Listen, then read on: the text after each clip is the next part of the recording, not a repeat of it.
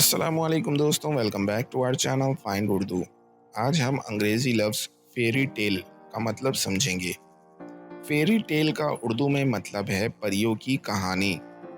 ये एक ऐसी कहानी होती है जो ज़्यादातर बच्चों के लिए लिखी जाती है और जिसमें जादू, परियां और अजीबो-गरीब किरदार होते हैं। मिसाल के तौर पर एक फेरी टेल ये हो सकती है। एक बार का जिक्र है, एक राजकुमारी थी जो एक बड़ी सी कस्र में रहती थी और एक दिन एक जादू के जरिए उसका सपना सच हो गया। चलिए अंग्रेजी जुमला एक देखते हैं। Cinderella is a famous fairy tale. Cinderella एक मशहूर परियों की कहानी है। तो दोस्तों ये था फेरी टेल लफ्ज़ का मतलब। उम्मीद है अब आपको समझ में आ गया होगा। मिलते हैं नेक्स्ट वीडियो में। शुक्रिया।